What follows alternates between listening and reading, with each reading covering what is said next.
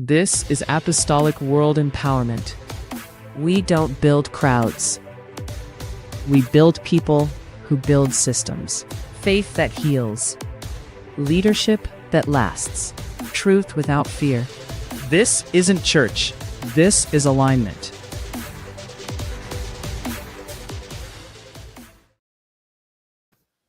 Good evening, good day, everybody. Hopefully you are doing well. I am not going to start with any music on today, no devotional service, no praise or worship. We are going right into the word. But before we begin tonight, let's do something important. If you are new here, welcome. This is Word on Wednesday. This is not surface motivation. This is where we confront what others avoid. If you are someone in leadership, whether you're a pastor, executive, founder, director, parent, visionary, I want you to share this now. Send it to someone else that's in one of those categories, because this conversation is necessary. Let's take care of the logistics up front. The ways to connect, the ways to support are just scrolling along the bottom, and you can do that via Cash App at $AWEINTL. Or you can do it on our website, www.apostolicworldempowerment.org. Listen, just a couple of shout outs. I woke the other morning to some gifts from a prior broadcast. And so I want to say thank you. I'm not going to put your whole government name out here, but thank you, Brother Raymond, for your gift, and Brother Jesse, and my dear friend and sister, Sister Rosia. Thank you so much for your generosity in being a blessing to this ministry. I talk to Jesse and Rosia sort of all the time, but I want to certainly thank Brother Raymond for his generosity on this weekend. If you're watching the replay, just, at some point, just put in a replay so that we know that you were in the room. I want you to lean in tonight, not casually, not passively, but I want you to lean in with intention, because what we're about to discuss is not for spectators, it's for leaders of all kinds. Now, let me tell you something that may offend you, but it might save you. Most leadership failures don't start with sin. They start with unprocessed pain. We keep asking, how did they fall? But the real question is, what did they refuse to face? Because you can be gifted and broken. You can be anointed and emotionally immature. You can be effective and still be dangerous. You can build something powerful and still be bleeding internally. And the church, the marketplace, the world is suffering not from a lack of leaders, but from leaders whose inner life never caught up with their influence. And we're producing platforms faster than we're producing wholeness. We're scaling impact without scaling maturity. We are evaluating charisma while ignoring character formation. And then we're shocked when the collapse comes. Well, tonight I'm on assignment to interrupt you, because if you keep leading without healing, your gift will outpace your soul. And eventually, something will break. It may not break publicly first. It may break privately. It may break in your marriage, in your children, in your decision-making, in your integrity, in your emotional regulation. But something will fracture. And the tragedy is not that you weren't called. The tragedy is that you were called and never cultivated.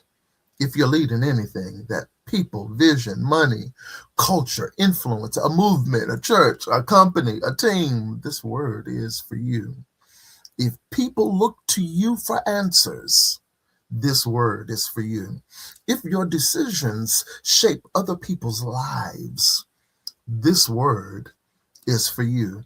Tonight, we are talking about unprocessed leaders. Not the wicked leader, not the evil leader, the unprocessed one. The one who learned to preach, but never learned to grieve. Mm. The one who learned to scale, but never learned to self-reflect. The one who learned to build teams, but never learned how to sit still. You got to get still for a minute. The one who can cast vision clearly, yeah, but cannot name their own wounds. This is not an attack tonight. This is an intervention, because the next season of influence, spiritually and structurally, will not be sustained by giftedness alone. It will require wholeness. And if you do not confront this now, we will keep watching leaders rise fast and fall hard. So take a breath, as I always say. Settle yourselves. Let's go deeper. Let's talk about the leadership crisis no one wants to address. Let's talk about the unprocessed leader. I'm going to jump right in tonight. No commercials, no praise and worship. Here we go. Let me say this plainly. One of the most neglected responsibilities of leadership is inner processing. Not prayer, not strategy, not even execution. Processing.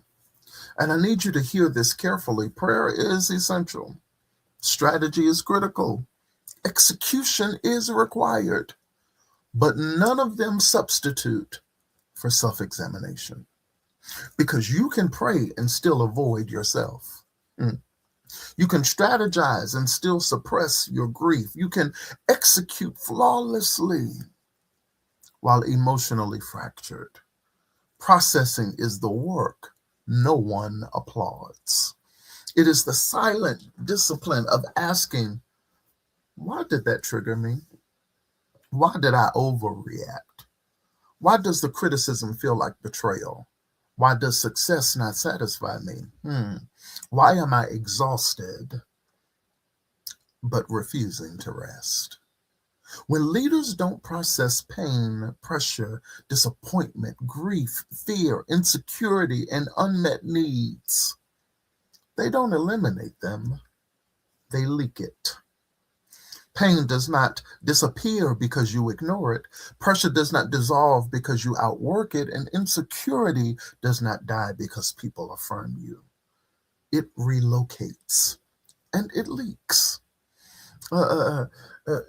into culture.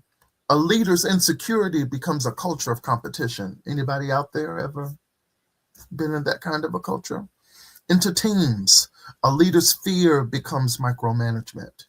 Into families, a leader's unprocessed stress becomes emotional absence. Into churches, a leader's unresolved wounds become rigid doctrine and harsh correction. Into politics, a leader's distrust becomes overregulation. Into pulpits, a leader's anger becomes prophetic fire, quote unquote. Unprocessed leaders don't just hurt themselves. They create systems, brothers and sisters, that normalize dysfunction. And this is where it becomes dangerous. Because once dysfunction becomes cultural, it stops looking like dysfunction. It looks like this is just how we do things here. It looks like that's just their personality. It begins to look like, you know how he or she is. No, that is not leadership. That is leakage institutionalized. And here's the part leaders don't want to admit. Whatever you refuse to confront internally, you will compensate for externally. If you don't process rejection, you will demand loyalty. If you don't process failure, you will punish mistakes. If you don't process betrayal, you will suspect everyone. If you don't process insecurity, you will try to control everything. The reality is that you cannot compartmentalize your soul. Leadership amplifies what you carry. Oh, I need to say that again for someone that just came in the room. A leadership absolutely amplifies what you carry. Influence does not purify dysfunction, it actually magnifies it. And this is why Proverbs says to guard your heart above all else, because everything flows from it. Not some things, everything. Your tone flows from it. Your decisions flow from it. Your leadership style flows from it. Your theology flows from it. Your corporate culture flows from it. Your heart is not a side issue. It's the source code. And if the source code is corrupted, the system will eventually malfunction. This is why some leaders are admired publicly and avoided privately. Help here today. This is why teams perform but don't feel safe. This is why churches grow numerically but shrink emotionally. This is why companies scale but lose the soul, the heart of their mission, because unprocessed leaders do not just operate broken, they build broken environments that reward survival over health. And tonight we are confronting it because the next move of God, what I am sensing, and the next evolution of leadership in the marketplace will not be sustained by talent alone. It will require leaders who have the courage to sit with themselves long enough to become whole. Let's go to Proverbs 4 and 23. Again, that scripture, Proverbs 4 and 23, it says, above all else, guard your heart, for everything you do flows from it. Above all else. Now, that phrase alone should just disturb casual leadership. Not guarding your calling, not guarding your brand, guarding your title, not guarding your access, not guarding your reputation, not guarding your influence. Guard your heart. Why does scripture prioritize the heart over calling? I'm glad you asked. Because God understands something many leaders ignore. The heart is the source. The Hebrew word that carries the idea of the inner man, the seat of the will, emotion, intellect, intention. It is the control center, the command hub, the place where motives are formed before decisions are ever made. And Solomon says, guard that above everything, above expansion, above opportunity, above applause. Why? Because leadership doesn't flow from gifting.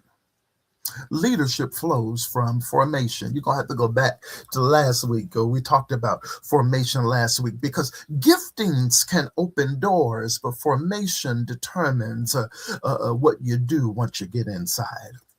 Gifting can attract crowds, but formation determines whether those crowds are safe under you. Gifting can generate momentum, but formation sustains it. You can be gifted and still reactive. Anybody in the that's watching other than me, I told a friend of mine I was going to stop testifying on here, but you gifted and yet you're still reactive. You can be gifted and still insecure. You can be gifted and still triggered. You can be gifted and still ego driven. But formation reshapes the interior. Formation teaches you how to respond instead of react, how to pause instead of explode, how to reflect instead of deflect, how to receive correction without collapsing. And here's the uncomfortable truth. We just got to say it. You will never outgrow what you refuse to confront. You see how I slowed that down? You will never outgrow what you refuse to confront. You can outgrow people, you can outgrow platforms, you can outgrow environments, but you cannot outgrow internal dysfunction. Why? Because it grows with you. If you avoid insecurity at one level, it's going to show up amplified at level 10. Oh yeah. If you ignore pride when you're unknown, it will metastasize when you're visible. If you suppress grief early, it resurfaces under pressure later. Leadership does not cure character gaps. it exposes them. That's why some leaders appear strong in public but unravel in private, because they guarded the platform but neglected the heart. And when the heart is unguarded, influence becomes dangerous. A guarded heart doesn't mean a hardened heart. It means a watched heart. It means you pay attention to your motives. It means you interrogate your reactions. It means you notice when jealousy creeps in, when comparison starts whispering in your ear, when fatigue turns into cynicism, and when frustration becomes content. I will never forget. Oh, this is not even in my notes. As I was talking through that, that just came up. I'll never forget being in a position where the people were praising at church, and the pastor came up behind me and said, "I don't have time for this today. I'm ready to rock and roll." And as I translated that thing, it meant your pace is in my way. Your moment is inconvenient. I need you to move. And that's not just impatience. That's leadership strain leaking into the room. So guarding your heart means you don't let anything live there unchecked. Not bitterness, not entitlement, not superiority, not secret resentment, not ambition that overrides obedience, because everything you do flows from it. You don't lead from your title, you lead from your interior. And if your interior is fractured, your leadership will fracture people.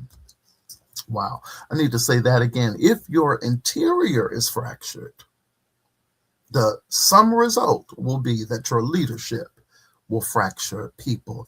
That is why the verse is not a poetic advice. It's leadership survival. Above all else, guard your heart. Because if you don't, your gift will keep functioning while your soul quietly deteriorates. And eventually, what you refuse to confront privately will confront you in public. So the question is not, are you gifted? The question is, are you formed? Are you guarding what God is actually watching? Because heaven is less impressed by what you build and more concerned with what you're building it.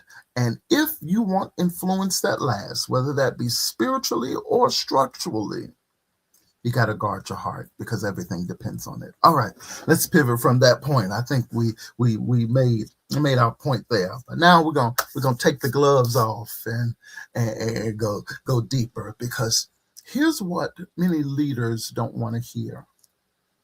You can be anointed and emotionally immature. You can be a visionary and deeply wounded. You can be effective and unsafe. You can be productive and still unhealed. And we have to stop pretending those contradictions don't exist. Because anointing doesn't erase trauma. Vision doesn't neutralize insecurity. Productivity does not cure abandonment wounds, and effectiveness does not sanctify emotional volatility. The oil can sit on you while the fracture sits in you. And that tension is dangerous. The danger is not that God stops using you. That's the sobering part. Scripture shows us repeatedly that God can use flawed vessels. He used Samson with compromised appetites. He used Saul while Saul was unraveling. He used Peter before Peter was fully formed. God's sovereignty is not limited by your immaturity or our immaturity, but people are. The real danger is not divine rejection. The danger is misplaced trust. The danger is that people keep trusting you while you are bleeding internally.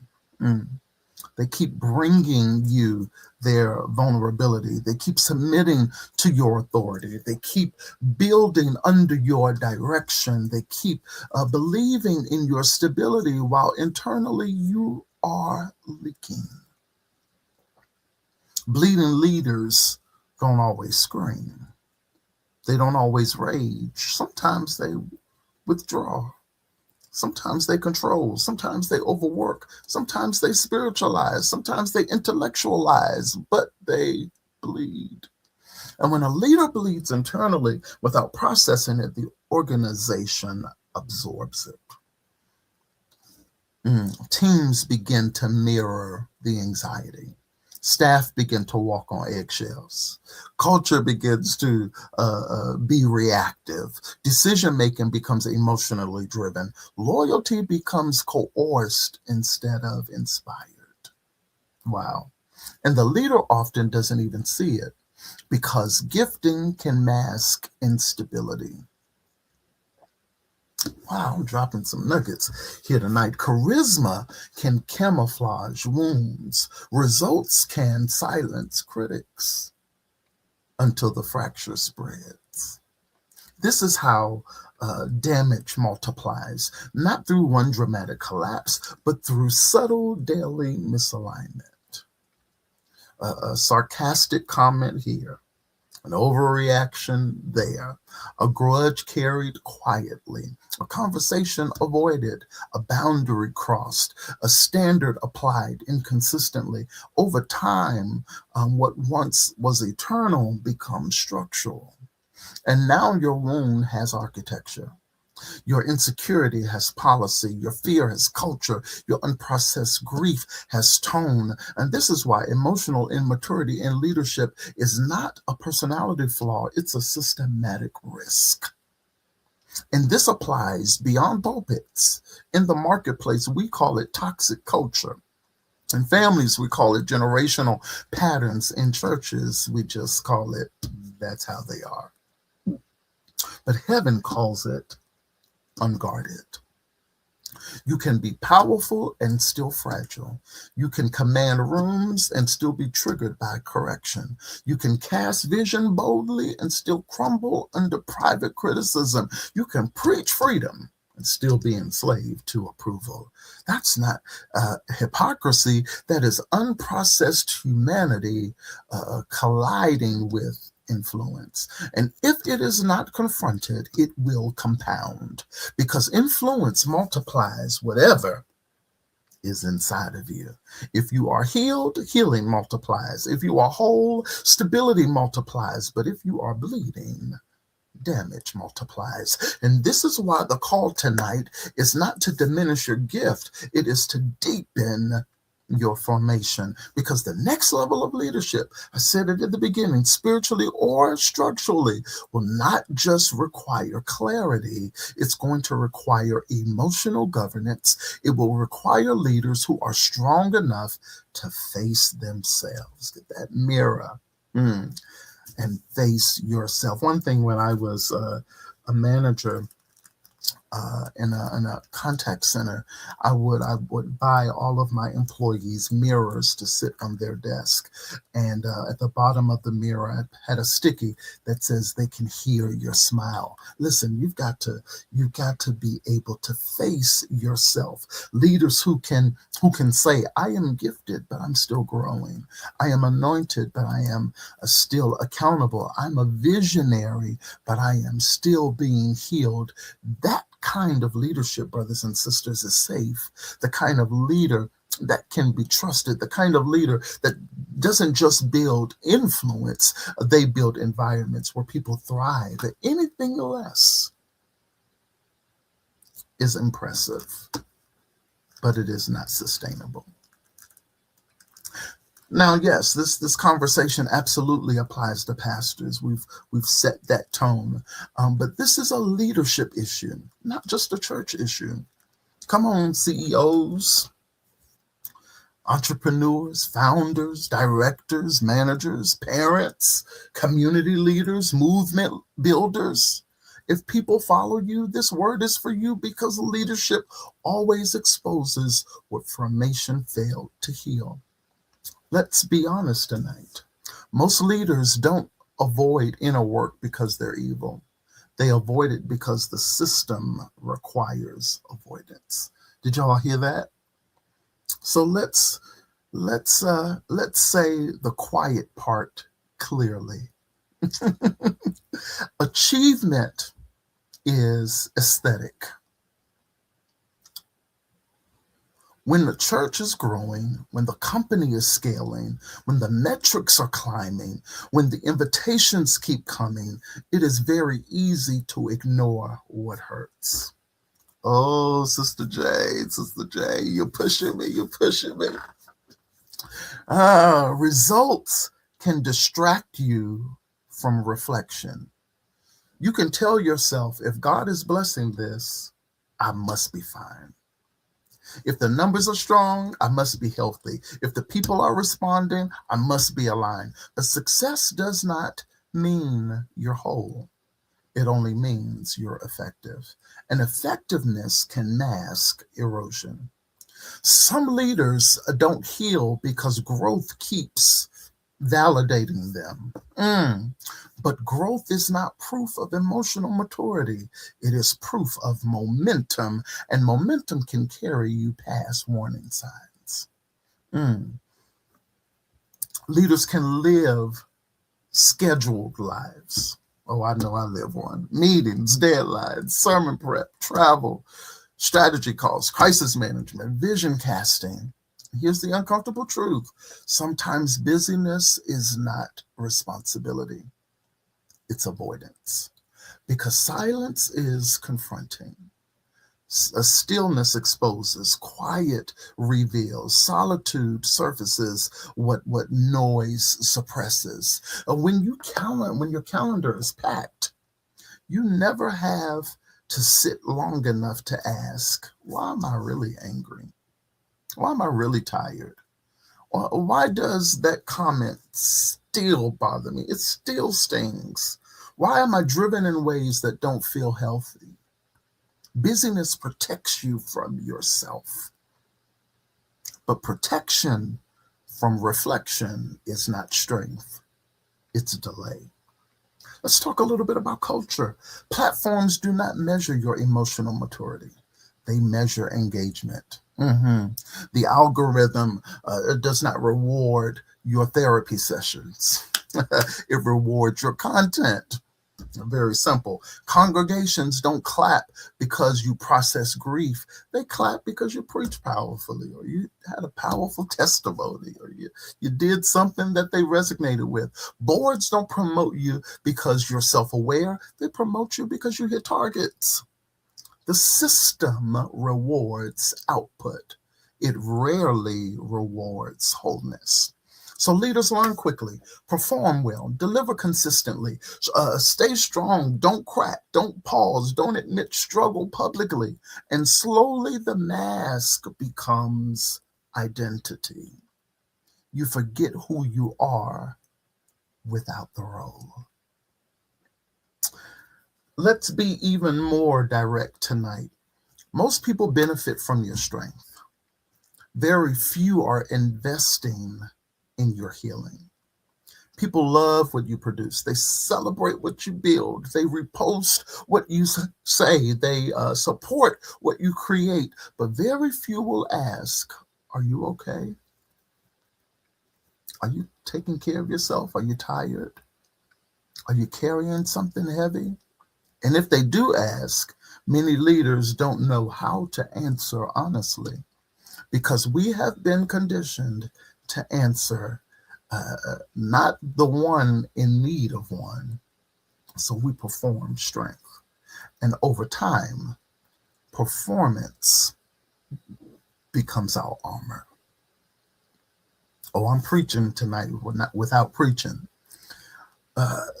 This last one is probably the most dangerous one.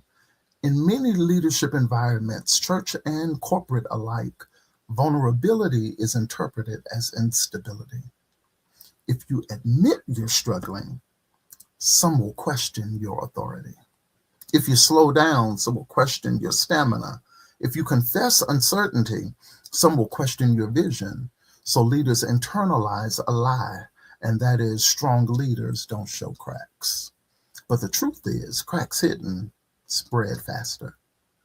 Some leaders learn how to function instead of heal. They learn how to preach through pain, lead through exhaustion, negotiate through insecurity, build through grief, smile through resentment. They function. You've heard the term a functional alcoholic. But functionality is not freedom. You can function and still be bound. You can function and still be brittle. You can function and still be bleeding. Functionality keeps you operating. Freedom keeps you whole. Functionality maintains the system, but freedom transforms the leader. And until leaders choose healing over performance, they will keep producing impressive outcomes while privately carrying unresolved weight. The future does not just need capable leaders, it needs processed ones, because capability can build the system, but only wholeness can sustain it. Let's go over its word on Wednesday. I know you say you need some word on tonight. Let's go to Luke 5:16. You don't have to go there. I'm going to I'll express it for you. But Jesus often withdrew to lonely places and prayed.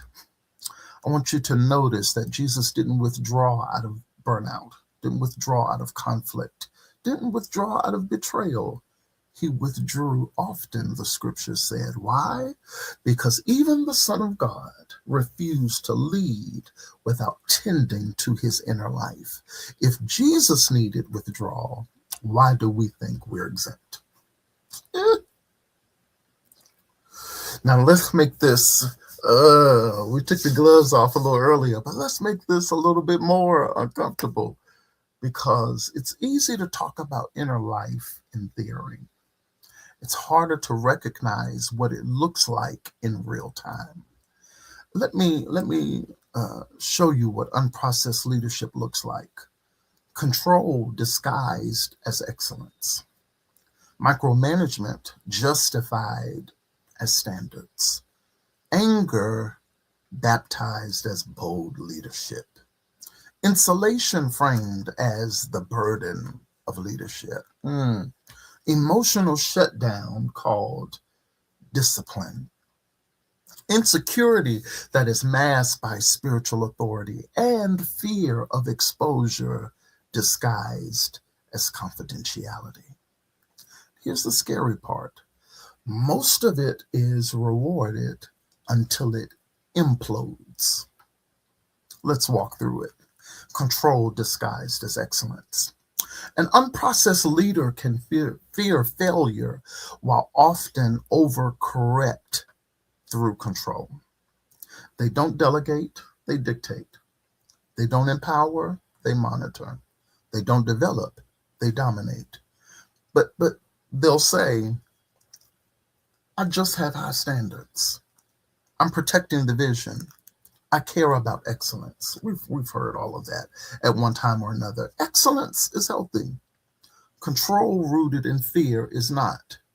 When excellence becomes anxiety-driven, the team does not feel inspired. They feel suffocated, and the culture slowly shifts from innovation to compliance. Has anybody ever been there?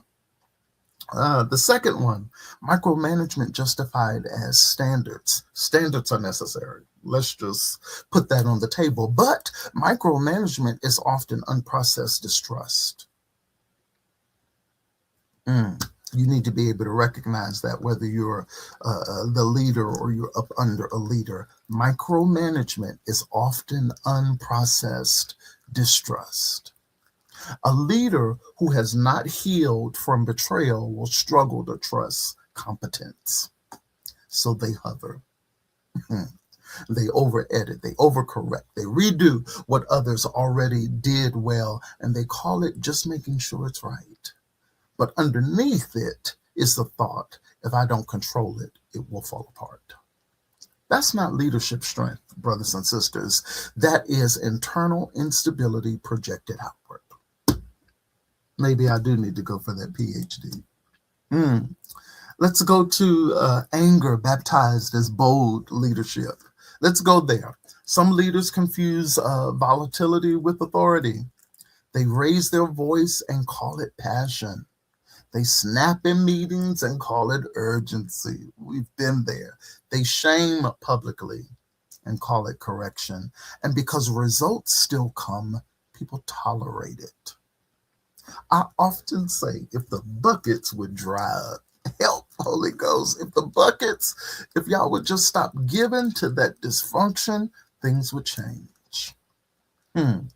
Intimidation is not boldness. Harshness is not clarity.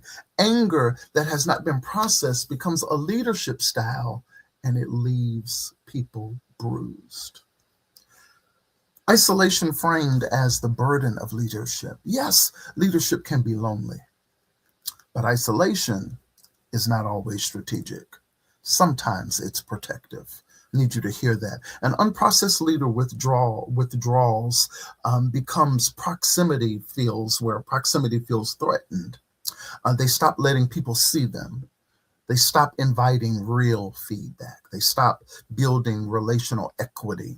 And they say, you wouldn't understand the weight I carry. But sometimes the weight feels heavier because you refuse to share it. Isolation can look noble until it turns into arrogance. Emotional shutdown. Let me take a sip. Got some pineapple water here tonight. Emotional shutdown called discipline. Some leaders pride themselves on being stoic. No tears, no visible stress, no emotional fluctuation. They call it maturity. But sometimes it's suppression. They've learned to disconnect instead of process. They don't feel deeply anymore. They don't grieve fully. They don't celebrate freely. They just function. And the team can sense it because emotionally unavailable leaders create emotionally distant cultures. Come on, let's talk about insecurity masked as leadership authority.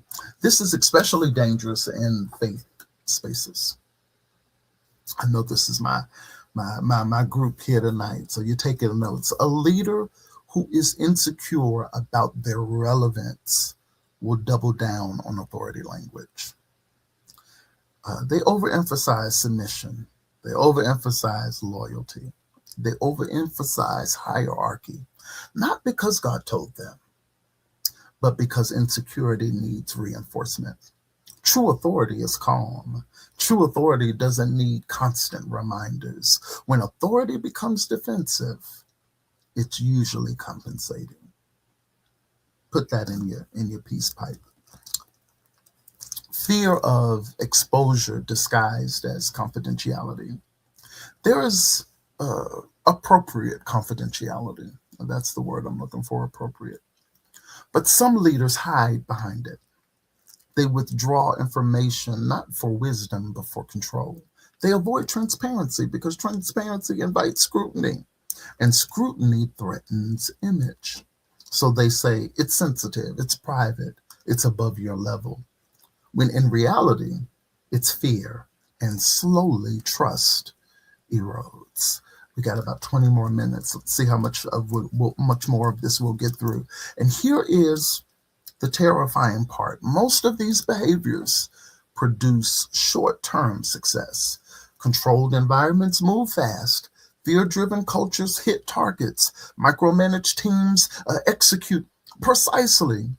Authoritarian leaders maintain order until they don't.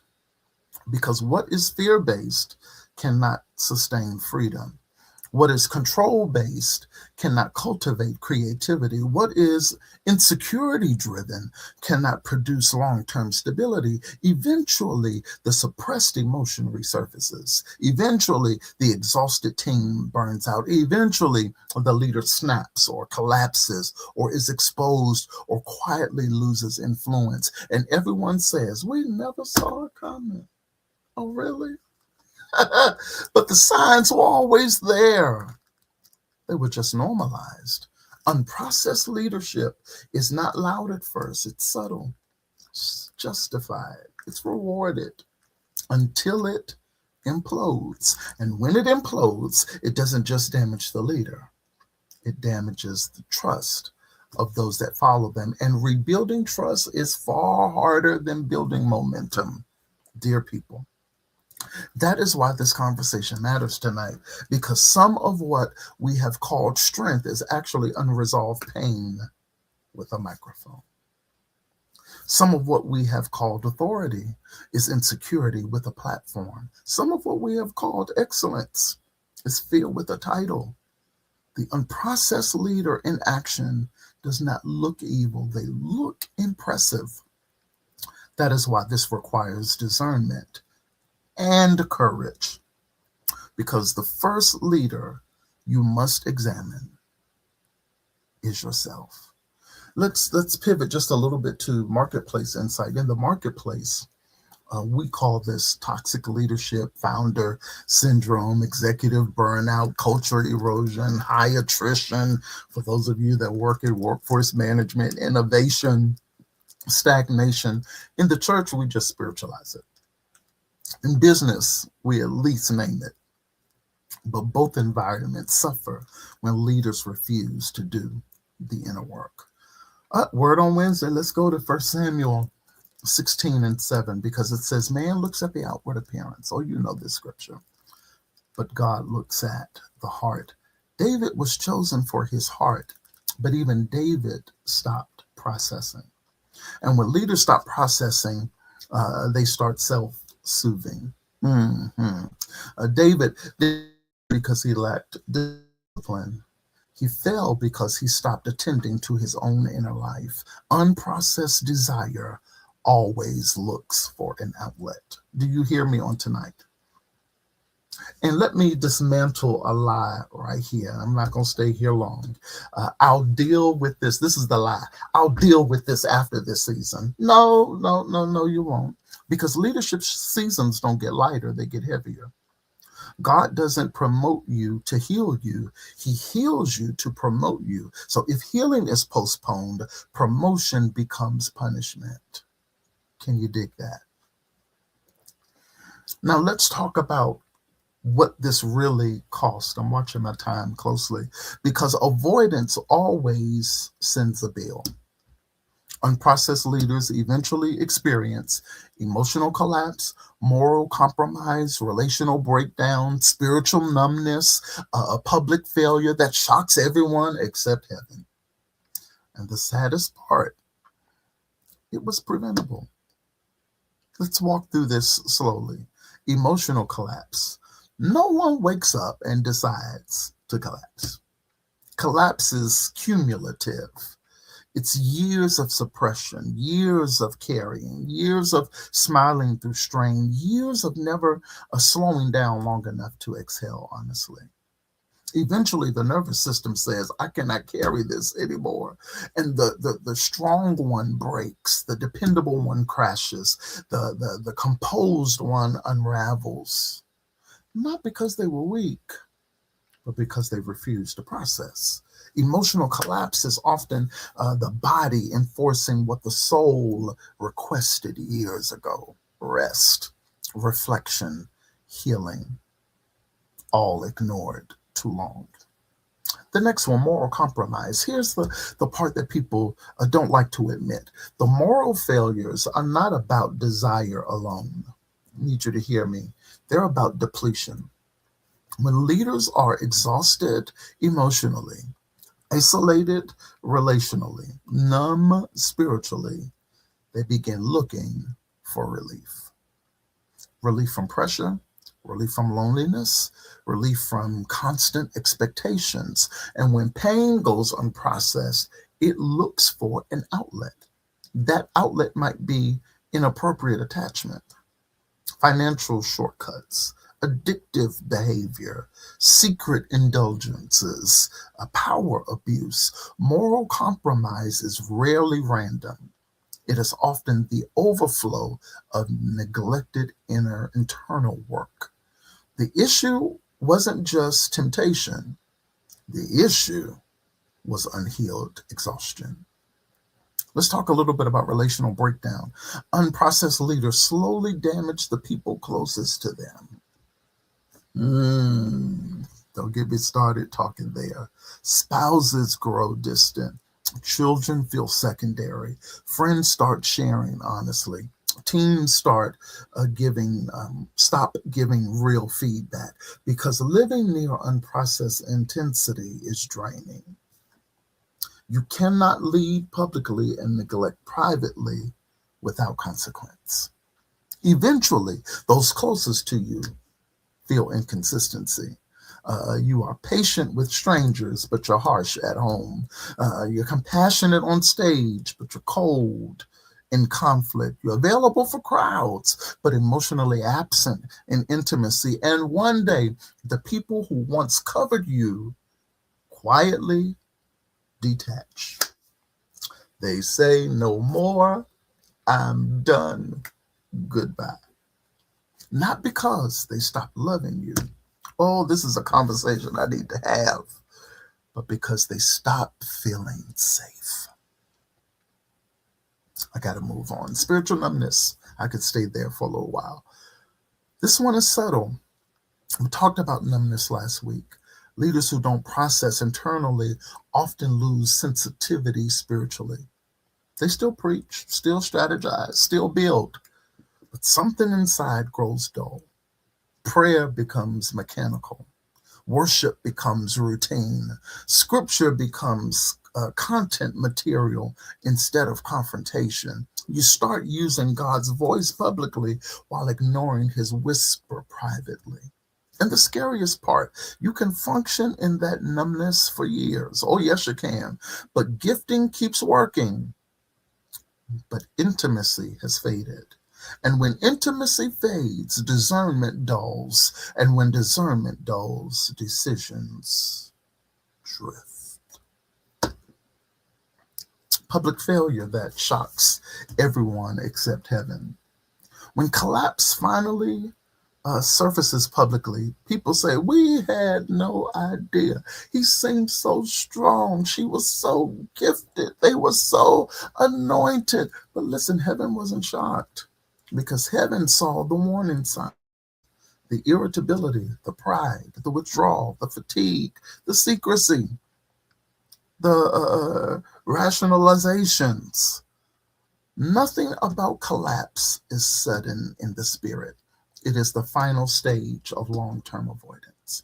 And here's the heartbreaking reality: it was preventable, not through protection, not through image management, not through tighter controls, through processing, through humility, through accountability, through therapy, through trusted counsel, through spiritual direction, through rest, through honest self-examination. Prevention doesn't require you to be flawless. It requires you to be honest. The cost of avoidance is always greater than the discomfort of healing because avoidance feels easier in the moment. Healing feels heavier in the moment. But avoidance compounds. Healing resolves. And the question every leader must answer is this: will you pay the small price of introspection now or the massive price of implosion later? Because leadership will expose what you refuse to address. And while collapse may look dramatic, it usually began quietly with something you didn't want to face. What healthy leaders do, we're going to pivot because we got about 10 minutes. Because this is not just about exposure, this is about aspiration. Healthy leaders are not perfect. Let me say that again. Healthy leaders are not perfect. They are processed. They have done or are doing the work. Healthy leaders invite feedback without retaliation. Healthy leaders have spaces where they are not the leader. Yeah. Healthy leaders process disappointment instead of suppressing it. They also address insecurity instead of projecting it. They allow correction without spiritualizing resistance. And they build accountability that has teeth. It's got some bite to it. Let's unpack that carefully. That's probably all we're going to get through tonight. I'll have to decide how I'll get through the rest of this. They invite feedback without retaliation. Unhealthy leaders react to feedback. Healthy leaders receive it. That doesn't mean they agree with everything that's said. It means they don't punish honesty. They don't freeze people out. They don't subtly demote dissenters. They don't spiritually label critics as rebellion. Been there, done that. They ask questions. They listen. They reflect more before responding. And here's the mark of maturity. They don't need to win every conversation. They understand that authority does not mean infallibility. And because they don't retaliate, trust grows. People feel safe enough to tell the truth. And that safety prevents implosion. And they have spaces where they're not always the leader. That's important. This is critical. Healthy leaders have rooms where they're not the strongest voice, not the final decision maker, not the expert, not the spiritual authority. They sit under counsel. They have mentors. They have therapists. They have spiritual directors. They have friends who are unimpressed with their titles. They have spaces where they can say, I'm tired. I'm confused. I'm hurt. I don't know, without losing dignity. If you are always the ceiling in every room, you will suffocate growth. And if you are never accountable relationally, you will drift quietly. Healthy leaders submit somewhere, not perform, but they submit. They process disappointment instead of suppressing it. Disappointment is inevitable. I don't care what level you're at. People going to leave. Plans are going to fail. Support fades. Expectations are going to shift. Trust fractures. Unhealthy leaders swallow disappointment and let it harden into cynicism. Healthy leaders feel it. They grieve. They walk through it. They name it. They pray through it. They examine it. They don't let disappointment morph into bitterness, because bitterness left unchecked contaminates tone, and tone, my friends, is what shapes cultures. Come on, we got 8 minutes. They address insecurity instead of projecting it. Every leader has insecurities. All of us, yes, all of us have insecurities. Healthy leaders admit it. They don't pretend to be immune to comparison. They don't act like criticism never stings. They don't deny ambition or ego. They confront it. They ask, why does this threaten me? Why do I need to that level of recognition? Why did that success or their success irritate me? And they deal with it internally so they don't project it externally. Unprocessed insecurity demands control. Processed insecurity produces humility, and humility stabilizes influence. They allow correction without spiritualizing resistance. This one is vital, so let's anchor here. Unhealthy leaders spiritualize pushback. If you disagree, then you are not aligned. If you question, then you lack faith. If you challenge, then you're resisting authority. Healthy leaders don't weaponize spirituality. They discern between dishonor and honest concern. They understand that correction is not an attack. They don't collapse under it. They don't rage against it. They don't dismiss it instantly. They examine it, even if they ultimately disagree. Because maturity understands correction refines, it does not diminish. We got one more. That's probably the last thing that we'll do. They build accountability that has teeth. Healthy leaders do not build systematic accountability. They build structures that can confront them. People who can say, no, that's unhealthy. You're drifting. You're wrong. There was a better way to do that. And those words have consequences. Not performative advisory boards, not passive overseers. I'm talking about real accountability with authority to intervene if necessary, because healthy leaders know something unprocessed leaders deny. Power without accountability corrodes. Accountability is not mistrust, it is stewardship. Wow. Let's close here because here's the apostolic truth. This was a lot tonight. God will not allow public authority to outlive private neglect forever. If he loves you, he will interrupt you. If he trusts you, he will confront you. If he's committed to your destiny, he will force alignment, because unchecked leaders don't just fall, they take people with them. And so I want you to just stay with me. We got 4 minutes, because this is not analysis anymore. This is alignment. And I hear the Spirit saying, I am dismantling leadership that is impressive but unsafe. Not exposed, not humiliated, dismantled. Because God is not in the business of preserving systems that wound his people. He is not obligated to protect platforms that harm privately while performing publicly. And I want you to hear me clearly on tonight. God is not impressed with charisma. Charisma builds crowds. Charisma builds brands. It even builds momentum. But charisma without congruence can build instability. And heaven is shifting the metric. The next move will not be fueled by performance. It will be fueled by integrity.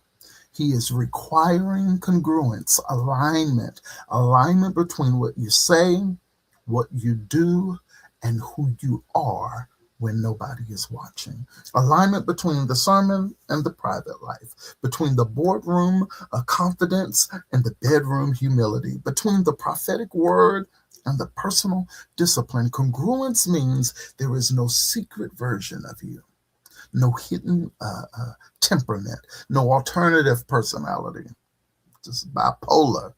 No private cruelty masked as public compassion. And this is why some leaders feel pressure right now, because God is squeezing misalignment. Where there is ego disguised as authority, he's exposing that. Where there's control disguised as wisdom, he's confronting that. Where there is insecurity disguised as revelation, he's purifying that. And that is not wrath, that is what we call mercy, because it is better to be dismantled internally than destroyed publicly.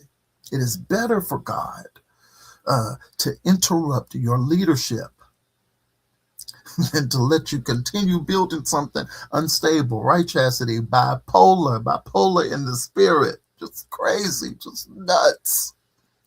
The era of untouchable leaders is closing. The era of uncountable authority is closing. The era of gifted but ungoverned influence is closing. And a new standard is emerging. Leaders who are not just powerful, but leaders who are safe to follow, safe to trust, safe to submit to, safe to build under, because they have submitted themselves first.